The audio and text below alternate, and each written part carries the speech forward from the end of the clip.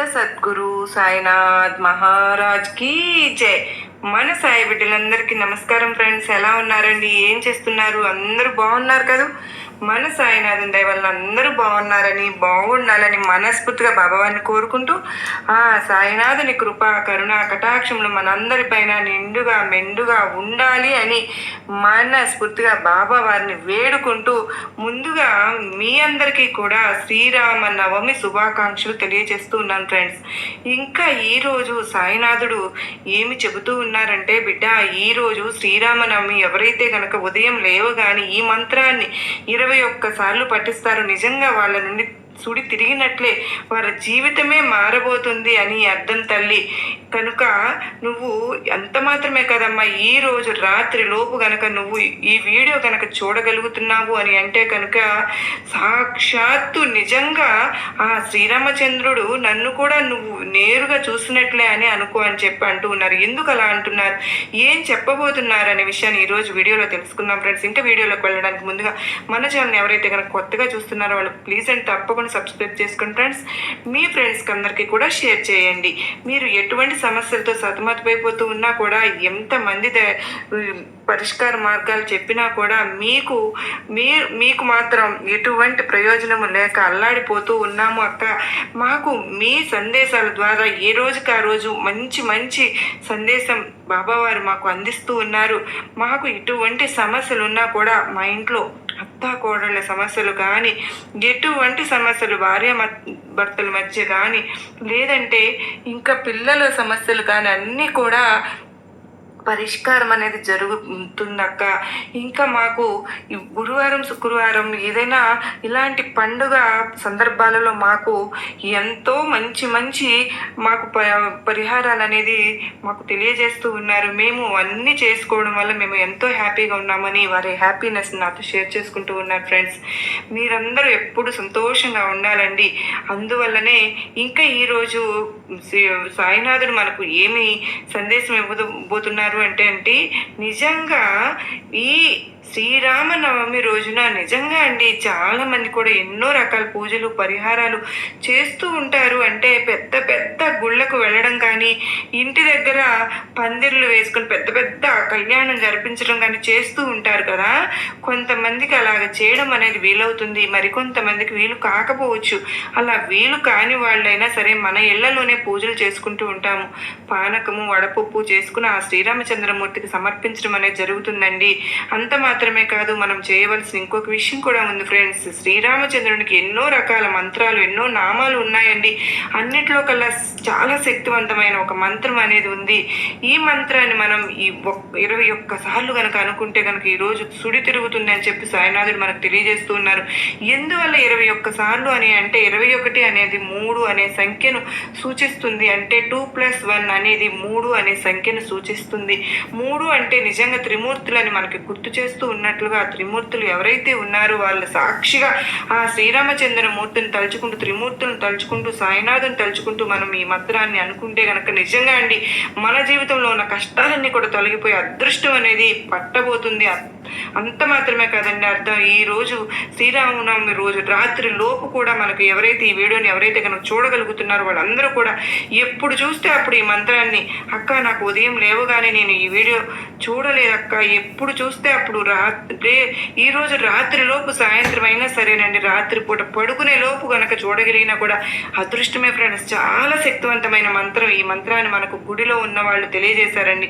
అంత మాత్రమే కాదు ఫ్రెండ్స్, ఆయన బాబావారి గుడిలో పూజారి మనకు ఇంకొక విషయాన్ని కూడా తెలియజేశారు ఫ్రెండ్స్. ఏంటి అని అంటే కనుక ఈ శ్రీరామనవమి రోజున మనం సాయినాథునికి అండి, మనకు ఆంజనేయ స్వామి గారికి ఎలా అయితే కనుక ఆంజనేయ స్వామి మన పేరుని రాసి మనం ఆయన మెడలో ఎట్లా అయితే కనుక ఒక మాలగా వేస్తామో, అలాగేనండి సాయినాథునికి మనం శ్రీరామచంద్రుని కూడా తలుచుకుని మనం ఒక పేపర్ మీద సాయి అనే పేరుతో పాటు రామ్ అంటే శ్రీరాముని కూడా తలుచుకుంటూ సాయిరామ్ అని చెప్పేసి మనం 108 సార్లు కనుక రాసుకుని ఆ పేపర్ పేపర్ని కట్ చేసి ఒక మాలలాగా తయారు చేసుకుని మనం 108 సార్లు రాసి ఒక మాలగా తయారు చేసి సాయినాథుని మెడలో కనుక వేసామనుకోండి, చాలా అంటే చాలా అద్భుతం అంటే అని పూజారి గారు తెలియదు. నిజంగా చాలా ఇబ్బందుల్లో గుడికి వచ్చి ఇలాంటి మాలనే తీసుకొచ్చి సమర్పిస్తుంటారు సాయినాథునికి అలా అని చెప్పిన ఆయన తెలియజేస్తారండి. మన గుడికి వెళ్ళినా కానీ సరే, లేదు మన ఇంట్లో అయినా సరే, సాయినాథునికి మనం శ్రీరామచంద్రునికి ఎలా అయితే పూజ చేసుకుంటున్నామో అలాగే బాబావారిని కూడా తలుచుకుని ఆయన మెడలో గనక అండి శ్రీరామునికి తలుచుకుని బాబావారి మెడలో సాయిరామ్ అంటే బాబావారి పేరు ప్లస్ మనకి శ్రీరాములు వారి పేరు కూడా తలుచుకుని సాయిరామ్ అనే పేరును గనక రాసుకుని 108 సార్లు ఆ పేపర్ని చిన్న చిన్న ముక్కలుగా కట్ చేసుకుని ఒక మాలలాగా కట్టుకుని బాబావారి మన విగ్రహం కానీ ఫోటో కానీ ఉంటుంది కానీ మన ఇంట్లో ఇంకా ఆ ఫోటోకు వేసుకుని చాలా మంచిదండి. ఇంకా మనం అనుకోవాల్సిన మంత్రం ఏంటి అంటే ఆ శ్రీరామచంద్రుని మనం ఉదయం లేవగానే అంటే ఈరోజు పెన్నెల కాడ లేచి ఉంటాం కదండి, ఉదయం లేవగానే చక్కగా స్నానాలు అన్నీ అయిపోయి ఉంటాయి కదా, మనం పూజలో కూర్చుంటాం. అలాంటి సమయంలో మనం మిగతా మంత్రాలు ఏమనుకున్నా కూడా వాటితో పాటు ఈ మంత్రాన్ని కూడా ఒక 21 సార్లు అనుకుందాం ఫ్రెండ్స్. ఇంకా మంత్రం ఏంటి అని అంటే శ్రీరామ రామ రామేతి రమే రామే మనోరమే సహస్రనామ తత్తుల్యం రామ నామ వరాననే. ఇంకా ఈ మంత్రాన్ని 21 సార్లు దగ్గర నుంచి 27 సార్లు 108 సార్లు వరకు కూడా మనం ఎన్నిసార్లు అయితే అనుకోగలుగుతామో అన్నిసార్లు అనుకుని చూద్దాం ఫ్రెండ్స్. నిజంగా మనసారా ఆ దేవుని తలుచుకుంటూ మనం అనుకోగలిగితే నిజంగా చాలా వరకు కూడా మంచి జరుగుతుంది. అంత మాత్రమే కాదు ఫ్రెండ్స్, ఇంకా మనం అలా సాయినాథునికి వేసిన మాలని మనం ఎన్ని రోజులు ఉంచాలి అక్క, మీరు 108 సార్లు రాసి సాయినాథుని మెడలో వేయమన్నారు కదా, ఇంకా మాలను మనం ఎన్ని రోజులు ఉంచుకోవాలి అని అంటే 9 రోజులు ఉంచుకుంటే సరిపోతుందండి. 9 రోజులు మనం గుడిలో సమర్పించినా సరే, లేదంటే కనుక మన ఇంట్లో సాయినాథుని విగ్రహానికి వేసినా సరే 9 రోజుల పాటు ఉంచుకుని ఆ తర్వాత ఆ మాలను తీసి మనం సాయినాథుని గుడికి వెళ్ళినప్పుడు దున్నులో మనం వేయడం అనేది చాలా మంచిది. సాయినాథుని దున్నులో వేయమని చెప్పేసి అక్కడ ఇచ్చారు అని చెప్పి అంటే వాళ్ళు ఆ దున్నులో వేసేస్తారండి. అంటే ఇలా చేసి చూడండి ఫ్రెండ్స్, నిజంగా అద్భుతం అనేది జరుగుతుందని శ్రీరామనవమి రోజున మన జీవితాల్లో మంచి మంచి విజయాలను తీసుకురావాలని నేను మనస్ఫూర్తిగా కోరుకుంటూ ఉన్నానండి. ప్రతి ఒక్కరూ ఇలా చేసుకుందామండి. అలాగే ఈరోజు శ్రీరామనవమి రోజు మనకు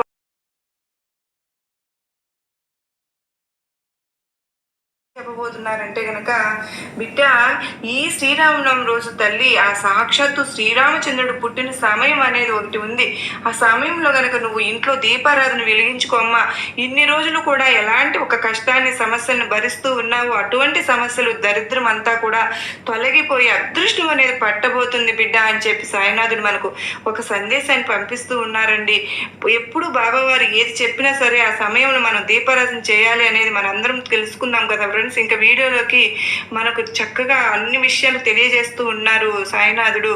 ఈ రోజు గనక మనం గనక సాయినాథుడు చెప్పినట్లు ప్రతి ఒక్కటి గనక పాటించుకుంటే ఆ శ్రీరామచంద్రమూర్తి ఆశీస్సులు ప్రతి ఒక్కరు, అసలు షిరిడీలో అయితే అండి ప్రతి సంవత్సరం నేను ఎప్పుడు షిరిడీలో ఉంటాను ఈ టైంలో, అయితే ఎంత బాగా బాబా వారు చేయించేవారంటే ఆ రోజుల్లో శ్రీరామనవమి దగ్గరుండి అన్నీ బాబావారు చక్కగా చేయించేవారండి. శ్రీరామనవమి ఉత్సవాలు అనేవి షిరిడీలో కళ్ళారా చూసి తరించాల్సిందే ఫ్రెండ్స్. జీవితంలో ఒక్కసారైనా సరే మనం చూడాల్సిన ఘట్టాలన్నమాట. మనకు ఉంటుందో మనందరం కూడా హ్యాపీగా అందరం కొత్త బట్టలు ధరిస్తూ చక్కగా పిండి వంటలు చేసుకుని ఎంత హ్యాపీగా అందరం కూడా కుటుంబ సభ్యులు అందరం కూడా కలిసి ఉంటాము. అలాగే ఈరోజు శ్రీరామునికి కళ్యాణం జరిపిస్తూ ఉంటాం కదండి. ఇంటింటా కూడా పందిర్లు వేస్తూ ఉంటారు. ఆ శ్రీరాముని పందిర్లో కూర్చుని చక్కగా పాటలను వింటూ ఆ కళ్యాణాన్ని చూస్తూ శ్రీరామునికి సీతమ్మ వారికి కళ్యాణం చూస్తూ చక్కగా హ్యాపీగా జరుపుతూ ఉంటారు కదా పిల్లలందరూ కూడా. అలాంటి శ్రీరామనవమి రోజు నిజంగా అండి ఆ శ్రీరాముని గురించి మనం తెలుసుకోని విషయాలు ఎన్నో ఉన్నాయి ఫ్రెండ్స్. అంటే ప్రతి ఇంట్లో కూడా అండి ఉదయాన్నే లేవగానే చక్కగా ఈరోజు మనం ప్రతి పిల్లలతో సహా అందరం కూడా తలంటి స్నానం చేసుకుని కొత్త బట్టలు ధరించడం ఇలా చేస్తూ ఉంటాం కదా. అంత మాత్రమే కాదండి, శ్రీరాముడు ఏ సమయంలో పుట్టారు అనేది కనుక మనం తెలుసుకుంటే నిజంగా అండి మన అందరం కూడా అలాంటి ఒక సమయంలో దీపారాధన కనుక మన ఇంట్లో కనుక చేసుకుంటే చాలా వరకు కూడా చాలా మంచి జరుగుతుందండి. అసలు మామూలుగానే శ్రీరాములు వారు అంటేనే నీతికి నిజాయితీకి కట్టుబడిన ఒక మనిషి అండి. శ్రీరామమూర్తి తన తండ్రి మాటను జవదాటకుండా అయోధ్యలో 14 ఏళ్ల వనవాసాన్ని శ్రీరామచంద్రమూర్తి ముగించుకుని వచ్చిన సమయం అండి. అంత మాత్రమే తన తల్లి తమ్ముళ్ళన్న తన భార్య అన్న ఆయనకి చాలా వరకు అభిమానం ప్రేమాభిమానాలతో రామచంద్రమూర్తి చూసుకుంటూ ఉండేవారు. ఇలాగా అడవుల పాలైన శ్రీరాములు వారు నిజంగా ఎన్నో కష్టాలను భరించారండి. సీతాదేవి గురించి ఎన్నో కష్టాలను భరించారు. రావణాసురుడు మధ్యలో ఆ సీతాదేవిని తీసుకువెళ్ళడం, సీతాదేవిని పరీక్ష పెట్టడం అనేది జరిగింది కదా.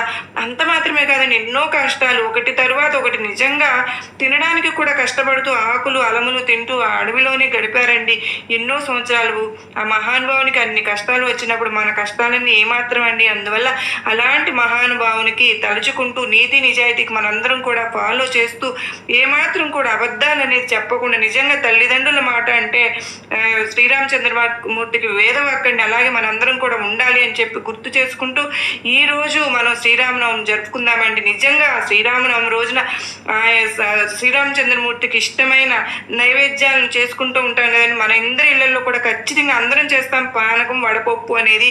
అలాగే శ్రీరామునికి నైవేద్యంగా చేసి పెట్టుకుందాం. అంత మాత్రమే కాదండి, శ్రీరామచంద్రమూర్తి పుట్టిన శక్తివంతమైన గడియలు అనేవి ఉన్నాయి కదండి. రామచంద్రమూర్తి పుట్టారు అని అంటే అసలు సాక్షాత్ ఆ శ్రీ మహావిష్ణువు 7వ అవతారంగా శ్రీరాముని జన్మదినంగా సూచిస్తూ ఉంటారని అంటే ఇలాగ పుట్టిన సమయం ఏంటి? త్రేతాయుగంలో చైత్ర శుద్ధ నవమి గురువారం నాడు పునర్వసు నక్షత్రం కర్ణాటక లగ్నంలో అండి ఈ ముహూర్తంలో రామచంద్రమూర్తి జన్మించారు. శ్రీరామచంద్రమూర్తి ఎప్పుడు జన్మించారు? అభిజిత్ అని మనందరికీ కూడా ముహూర్తం రోజు వస్తూనే ఉంటుందండి. అలాంటి అభిజిత్ ముహూర్తంలో దీపారాధన చేసుకుందామని చెప్పి మనకు ప్రతి ఒక్కరికి కూడా నేను మనవి చేసుకుంటూ ఉన్నాను, తెలియజేసుకుంటూ ఉన్నాను. అభిజిత్ నక్షత్రం అంటే ఏంటి, అభిజిత్ ముహూర్తం అంటే ఏంటి కూడా మనం తెలియజేస్తూ ఉంటాము. ఇంకా ఆ అభిజిత్ ముహూర్త సమయంలో ఆ శ్రీరామచంద్రమూర్తి జన్మించడం అనేది జరిగింది. ఇంకా ఈ రోజు మనందరం కూడా మన ఇళ్లలో ఎప్పుడు కూడా అలాంటి ఒక దీపారాధన వెలిగించుకుంటే కనుక చాలా మంచిదండి. ఇంకా అభిజిత్ ముహూర్తం ఎప్పుడు అని అంటే ఉదయం నుండి 11 గంటలు 45 నిమిషాల నుంచి 12 గంటలు 15 నిమిషాల వరకు కూడా అభిజిత్ ముహూర్తం అనేది ఉంటుందండి. అటువంటి సమయంలో మన ఇంట్లో కనుక దీపారాధన చేసుకుని చక్కగా వడపప్పు పానకం అనేది చేసి నైవేద్యంగా పెట్టుకుని ఒక దీపారాధన కనుక వెలిగించుకుంటే అంటే నెయ్యితో దీపారాధన పంచముఖ దీపారాధన అయినా సరే, లేదంటే కనుక మనం మామూలుగా 2 వత్తువులను చేసి దీపారాధన మట్టి ప్రమిదలో దీపారాధన వెలిగించుకుందాం ఫ్రెండ్స్. చాలా అంటే చాలా మంచిదండి.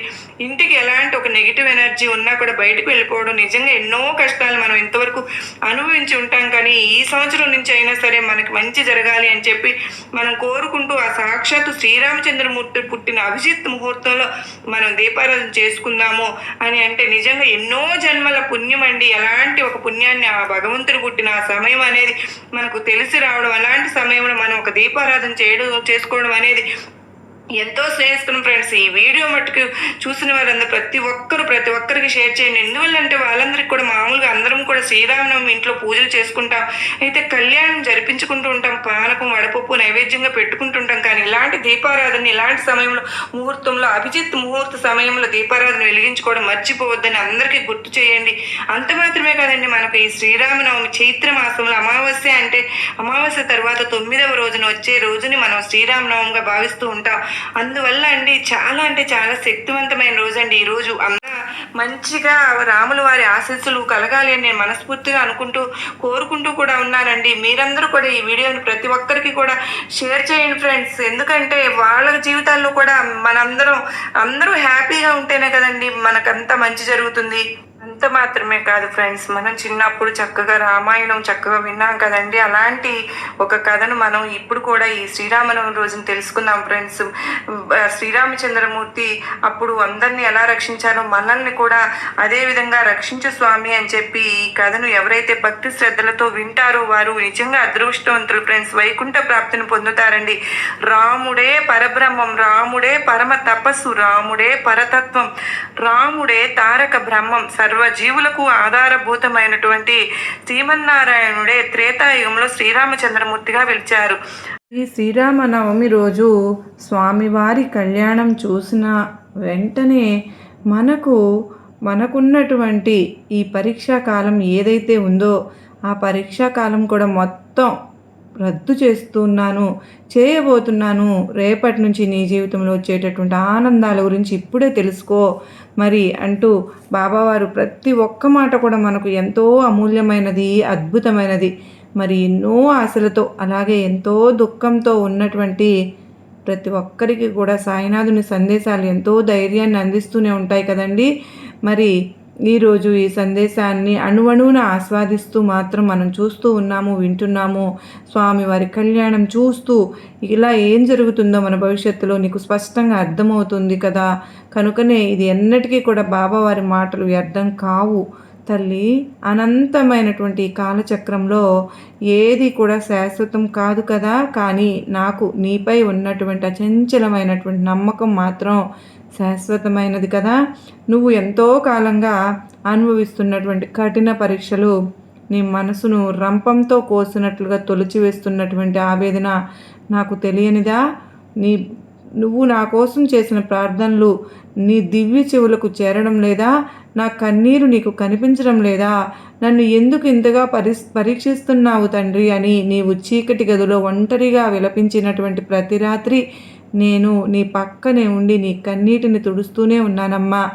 విత్తనం మట్టిలో నలిగిపోతేనే కదా తల్లి అది మహావృక్షమై 10 మందికి నీడనిచ్చి ఫలితాలను అనేది ప్రసాదిస్తుంది. అలాగే నీవు పడిన శ్రమ, నీవు చూపిన ఓర్పు ఇప్పుడు పక్వానికి రాబోతున్నది.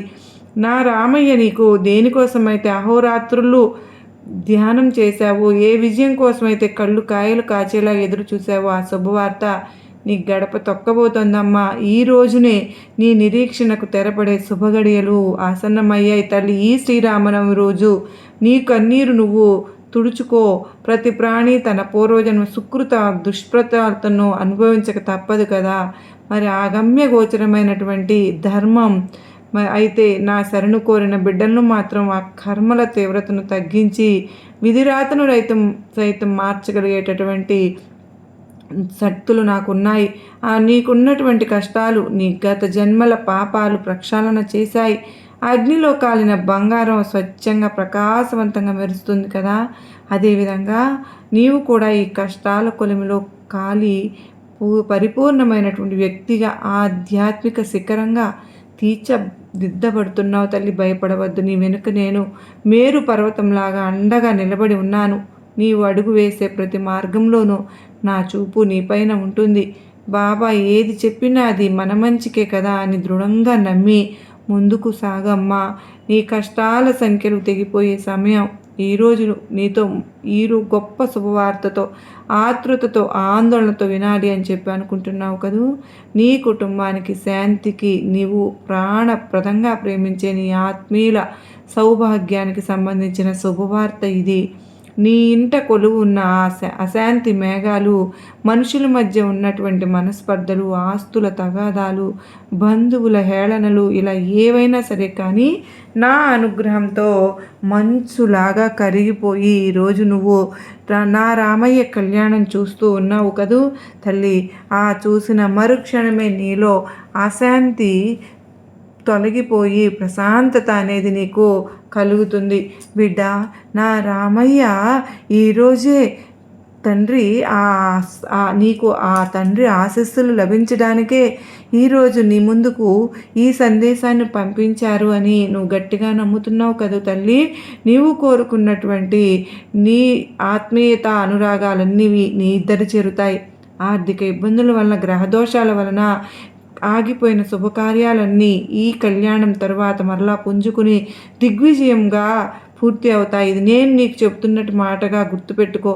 బాబా ఎప్పుడు కూడా మాట పొల్లుపోదు. నీ ఇల్లు మరలా నందనవనంలో శాంతికి నిలయంగా మారుతుంది.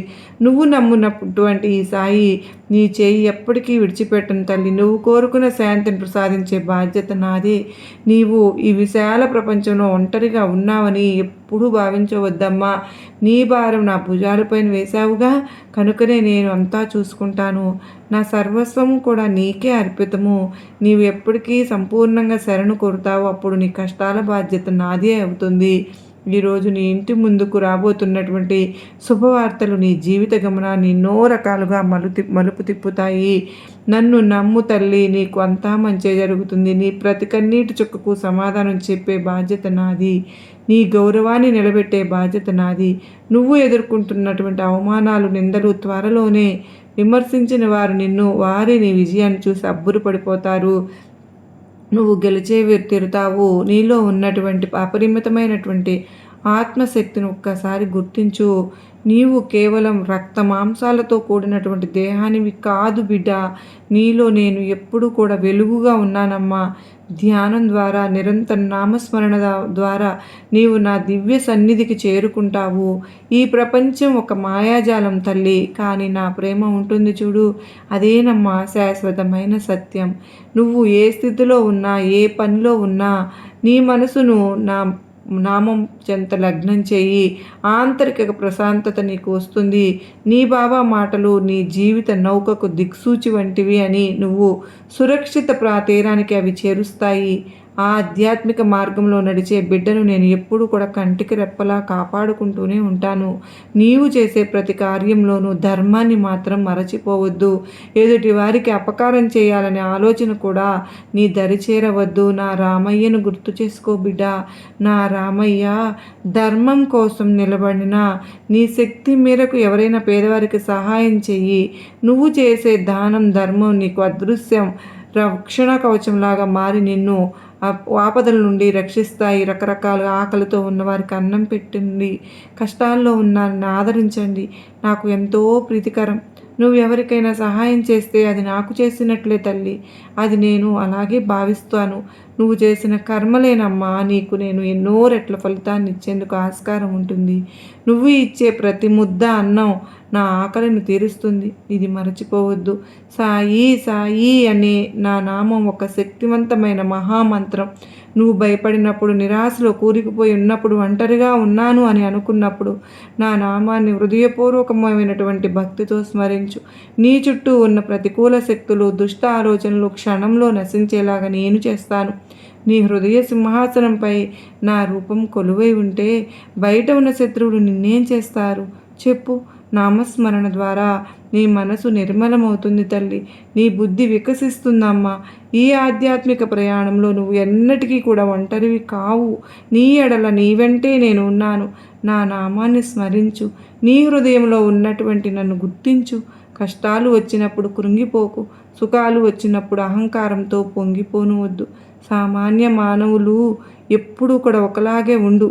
అలాగే ఈ కష్టాలు ఉన్నాయి చూడు తల్లి, నీ సహనాన్ని, నీ జీవిత పాఠాలను నీకు నేర్పిస్తాయమ్మా.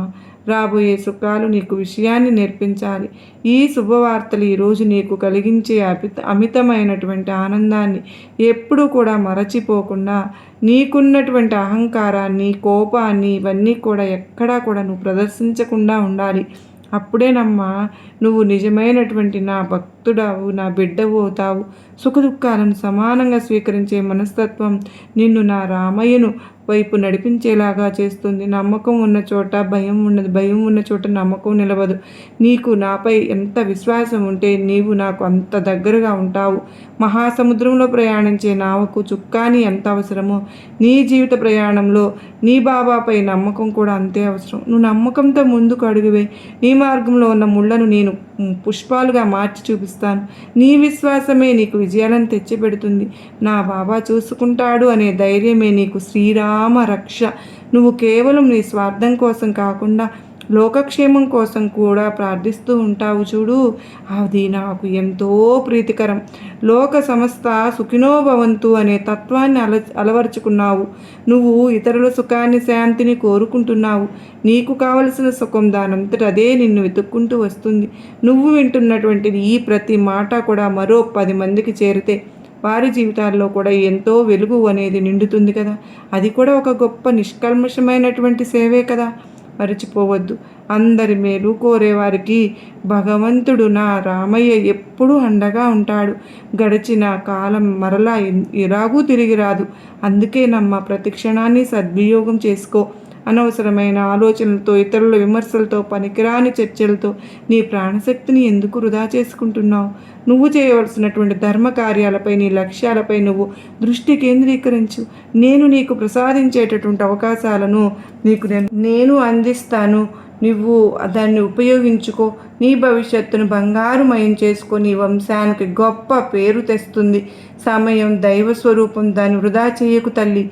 దైవద్రోహమే అవుతుంది. నేను చేస్తున్నాను, నా మేధస్సు వల్లనే అంతా జరుగుతుంది అనే అహంకారాన్ని మాత్రం విడిచిపెట్టు. నా ద్వారా నా రామయ్య చేయిస్తున్నాడు. నా చేతిలో ఏమీ లేదు. నేను ఒక నిమిత్త మాత్రుడను. చేయించేవాడు, చేసేవాడు అంతా పరమాత్మే.